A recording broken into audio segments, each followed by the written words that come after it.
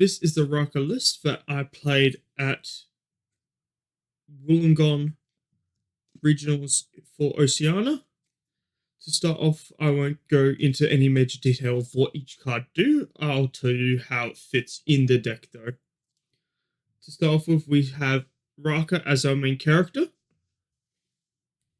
In terms of the actual deck list, we have our basic stat bonuses running 3 basic trainings, 1 quick response, which quick response has helped me in only when I've seen it in my games, but I don't think it's necessary because you already give burst stats with Uraraka. Next off, we have 4 ice glidings in the main. There's a neat thing in terms of this deck where you can commit ice gliding for speed, flip with Uraraka, and for probably speed, and if it hits, ready it, go into your second attack, unflip ice gliding with Uraraka 4, and then you get to then reuse the same ice gliding again and again. And if you have stuff like Falling Hill Strike in addition to that, you can play the same card multiple times in a turn. And then going into more speed hate answers, we have the ice glidings. We then have 3 fast friendships.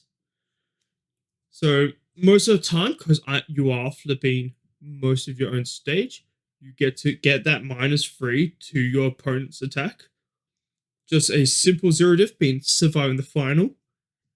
As once per turn, reduce its speed by 1, which is always handy in terms of just getting that final push through, because you once per turn, and then you block it, you committing that surviving the final.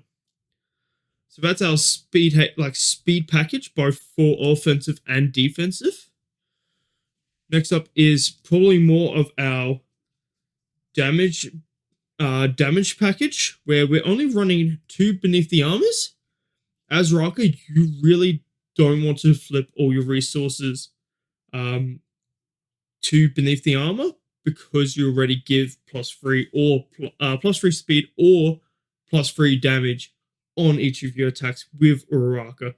This you might play for that defensive, so if you then Broken Psyche to then do Beneath the Armor, reducing their damage to 0, that is where you can help, like where I personally have played it, is if it will mean I don't take damage from this attack, sure. Most of the time, you didn't see me play Beneath the Armor on the stream through Top Cuts, or I think in my game against Nathan in day 1. Next up, for damage reduction for your opponent, we have 3 weapon clashes. This is also neat. This also fills in a separate category I have, which is ramping and consistency. Just having the weapon clashes to then turbo build with Uraraka, which you can unflip some of your answers that you may have built face down. You get away with playing this slightly longer game because you're already ahead in Foundations most of the time when you're playing Weapon Clash on turn 2, turn 1 even. And then, as I said, this is for like consistency ramping. I am also running 3 Weightless. As you've seen on stream against, I think it was Torin, you get to hear some of the commentators ask, why is it Weightless over leaving the beat bop? That's because, and they realized I had that gas in hand. I just needed this turn to be as consistent as possible. So that is why I run 3 Weightless in this deck. Moving on. So that's our damage and consistency package almost. 2 separate packages. If the camera would like to focus in. Next up, we have picking up essentially answers, or for both defensive and offensive. So when I say answers, it's either answers for blocks. That's why I run 2 high speed awareness, because Uraraka flips my entire board face down most of the time. I get to pick up the low block that I may have used for Broken Psyche. I may pick up the ice gliding after I flip it. even something like weightless to then just get those block zones I need. Or with Weapon Clash, if I've built an attack face down, I can then proceed to pick it up for my next aggressive turn. That goes on to saying for struggling with studies, this picks up your referee juries, your one low blocks that Fallen Skies is, any like almost any answer you need. So even that half block with referee juries is sometimes necessary, rather than making it 4 and then proceeding to take it. On the offensive side, we are running 1 Hungry for Fame. In the top, in the finals actually, with against Nathan Amos. The battle arena after my turn put in a referee jury into my momentum. Having this Hungry for Fame on the defense as well gives me that option to say, okay, I won't pick up that draw jam that hit you. I'll actually pick up that random card that you don't know about, which was a referee jury. I think some of the commentators point that out because I put it as the top card in my hand.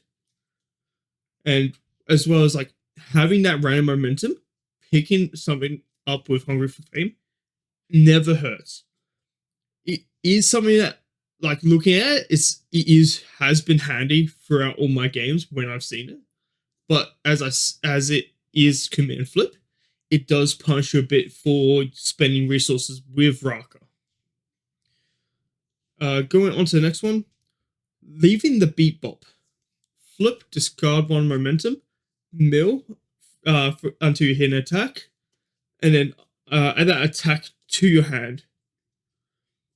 So with that, leaving beat bop has honestly just makes some of the turns more consistent by forcing yourself to see an attack, rather than needing to, like, rather than just drawing one, you just get to see instantly some of your answers that you may need, like Vast Hybrid, Chimera Kraken, even a Fallen Skies, and that just helps you just play out your aggressive turn hard.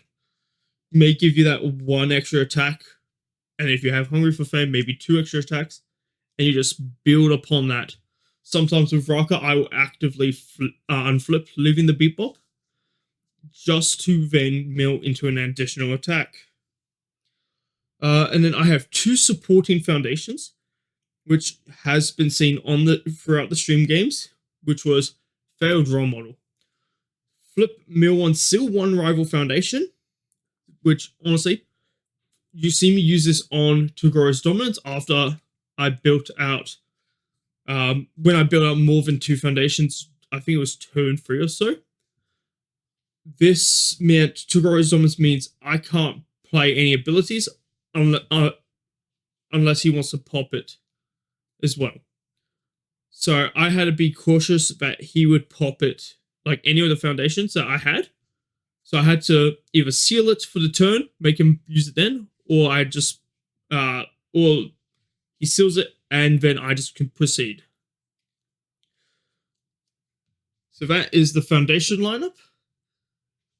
The deadlock on Failed Role Model was not used throughout Swiss or Top Cuts, but it is flip, seal, commit, and freeze 1 rival foundation. So this would stop any of your rivals' stun hate, or their commit hate, I should say, through stuff like looking for a challenge as well. So it's just a support piece which I was originally running at a 3 throughout practicing, but decided to cut it down to make the deck more consistent and slim. Moving on to the attack lineup, we have 2 Vast Hybrid Chimera Krakens. These I only actually added into this list for the sake of Armajiki's running Cape of No Return, or targets like Team Dr. Ichigaki to force them to use it now, or they don't. And so I get to play, okay, you may run 2 or 3 assets, I will make sure you can't use them against me during my turn. Um, and with that though, OCE player base didn't run many assets. I think most of the times I was actually siding one of these out per round. For the following attack being Ice Sword Execution. Because yes, commit and freeze is nice, but then stun 2, or like, I say stun 2, but choice stun of like 2 or 3, I feel is more impactful. Especially against when they have 2 Broken Psyches, 2 Male Bondings, like 2 of any foundation. Where, okay, I see you playing this on my turn, I don't like it, we're just gonna commit them down.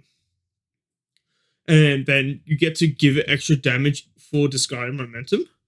So it's one of the few momentum outlets that this deck actually has. And that's why I do sometimes prefer over the Kraken. And all their base stats are the same, except for Kraken is a 4 high for 6. And then Ice Sword Execution is a 5 high for 5. Next up is our big dumb damage moves. So our main kill cards and Falling Skies. So Falling Skies, we all know what it does. It is a dumb card, admittedly. It could have been dumber, but I'm glad it's the way it is. So it just forces them to either try to block it and commit out, or hey, if you get a throw, just poke and pass that. You just have that variety of options in it. Next up, we run 3 Draw Jammers, just for that extra damage. So our big dumb damage moves, and then we go on to stuff like our 4 Battle Aura releases, where our Battle Auras is a big dumb attack itself. With Raka, it's a 7 high for 8, or a 4 high for 11. And it's also a one just makes your turns more consistent by flip 1 foundation, draw a card. With that though, sometimes you can see, if you see too many, you will run out of resources on your turn, or even on defense. And so, just being able to give it even +4 damage off it itself, and having it as a value piece, is still why it's so good in this deck. Next up, we're running the 2-check water attack, Tasty Riff, to just help me cycle through cards from my hand if it hits. And it also helps me by building one, at least a 0 diff being basic training or surviving the final. With that, I never actually got to use its deadlock, but most of the time it is guaranteed to hit by flipping one with Raka for speed. And so that is why it is a 2, despite being a 2-check, is why I'm running as a 3-of. As well as most of the time, I may take one out when I'm siding, just to help the deck be a bit more consistent. Next up, I think the saving grace of this deck, Falling Hillstrike. With Falling Hillstrike, you get to unflip one of your foundations that you may have flipped with Raka. You may have flipped by itself with leaving the Beat Bop, or any other pieces like I said. First attack, I may have Ice Gliding, flipped with Raka for speed, ready it with Raka, comes in Falling Hillstrike, I get to unflip it again, or I get to unflip it, commit it, flip it, just for stats. Because unflipping with Falling Hillstrike makes it a 4/4, commit Ice Gliding makes it a 5/4, and then an 8/4, then 8/4, or a 5/7 with Raka. So it's just that flexible pick with any of your foundations that I may have. So I could honestly unflip a High Spirit Awareness to be on that ready for that defensive turn that I'm passing into. So that is the attack lineup. I am running 21 attacks.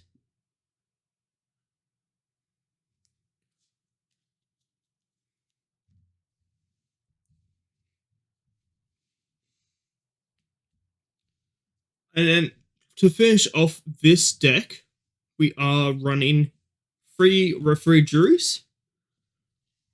Like, we want to see them consistently, but not over consistent where it becomes a brick in the hand. But being able to just reset either your own attack's damage after they've broken Psyche, or reduce it with something like Kuwabara, you get to then punish them for, as well for enhancing on that attack. As well as for against like those big damage decks, you get to see how I've just like against Godzilla, because the stack only applies once, you then get to reset the damage to full and be able to fully like be happy to fully take the damage, or if you're not, still half block for for taking 2 damage. Following on to that is our assets. So we're running 2 Iden box, where it just is a good stat reset alongside like Referee Jury, Broken Psyche. It just helps you with that survivability. And also with when you smell blood in the water, as one of the commentators put it, you just commit, reset its stats after they reduce speed, and then go and make it as big as possible after that. To finish off the assets as well, we're running 1 Ein. This is just a toolbox card to then either, most of the time you're drawing a card after you play it on your opponent's turn, or if you're going into that late game, you see that your opponents may have overcommitted a bit too much, you tear a card out of their hand to try and secure their win. I wouldn't tear a card out of their hand unless I knew I could make sure they had nothing to block with, or it may be I know they've stacked their hand, so I need to tear out some of the attacks. But most of the time, you are just drawing with Ein, just as a commit, rather than leaving the Bebop to just fetch another attack. It's just another way for you to have card advantage. Moving on to the sideboard, everyone's favorite bounty hunter Spike joins the scene. So I added in Spike to play those long grindier games. I was ready to play him for against Momo, where Momo likes to build in new foundations and scale with that. I just say, okay, we want to try and play the long game? Sure. I will try and build to how many face downs I can possibly, and I'm just off for big dumb attacks, each one bigger than the last, almost. And then to finalize, we do have that draw a card and card value on its face. Sadly, we don't get to unflip like Uraraka does. So when you go in, you need to be prepared just in case that you check those frees, that because you can't cheat in progression because you don't ready your own foundations. Next up is our stat hate. Desperate Struggles always helped against Godzilla because after he gives that stack bonus, after the attack is played, you can respond for the damage reduction on it. So if you know he has no more extra damage bonus or any of the following, you can just say, okay, we just want to make sure it's at printed, and we could tank it. I know I can take printed, I can't tank a full hit though. Moving on, for next up for dealing with problematic attacks, such as throws, we have Face Shield. As the low blocks is an issue in this deck, Face Shield does provide that Omni block by removing itself. So it has that Omni block against throws and all blocks, all attack zones. It's just there for that survivability. I have sometimes had to build it in with when I'm playing, and then it just becomes a free like a blank foundation, which you just use to flip for the extra bonuses with Spike or Uraraka. One last foundation in this sideboard is Condescending Explanation. This was added to deal with just problematic threats entirely. So if they have, for example, an RMG has a Black Abyss they're playing, I would like to flip it with Condescending to then make sure he can't drag it to momentum. Similar to how Face Shield flips it as well, But I just have those necessary answers for problematic attacks that may go to that may just be lethal or may just be a nuisance if they go to momentum. Next up is a Team Dr. Ichigaki, which when I normally start this in, I will normally take out one of my two item boxes. And I don't think I need to explain how good this card is. It is a remove, just cancel 90% of the effects in this game. Any non-keyword or, and was it? Remove any non-keyword ability is played on a non-character card, cancel it. So you just get a cancel almost anything, which is always handy in terms of I could have in finals, after he lost health and passed it, Team Dr. Ichigaki the runaway, but I did calculate it. My attack was at 7 damage, not 9.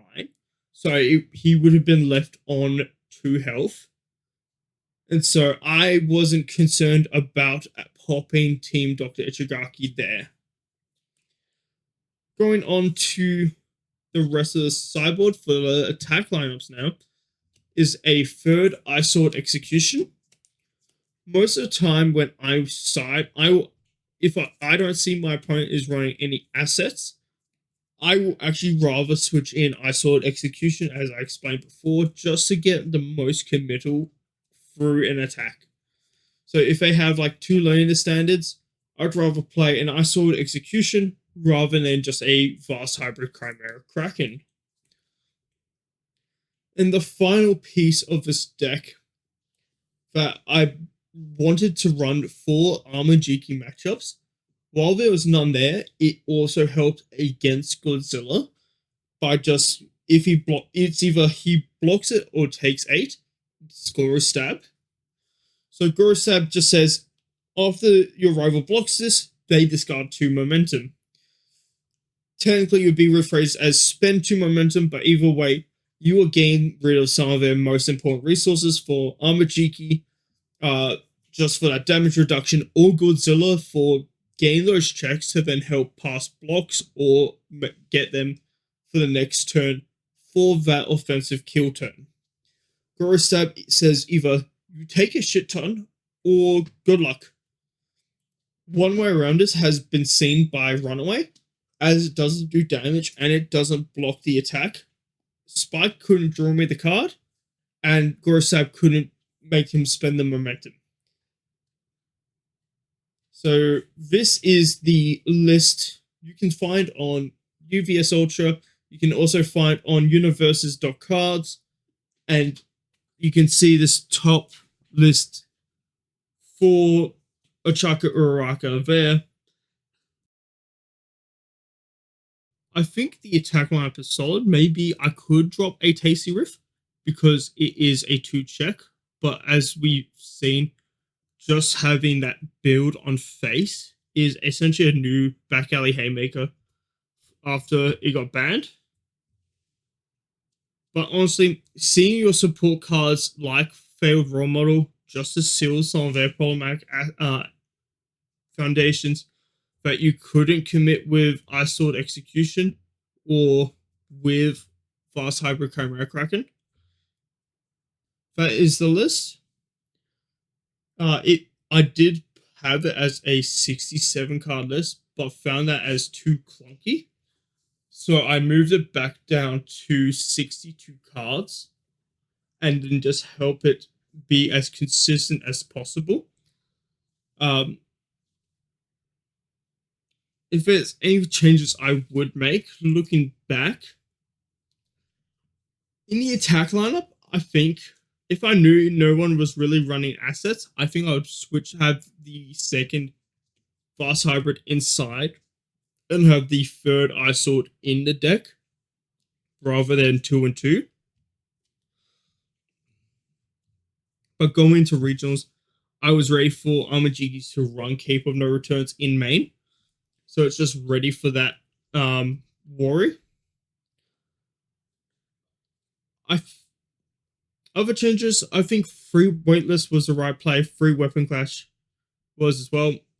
I think one card that underperformed was Beneath the Armor because Raka already gives better stats on face.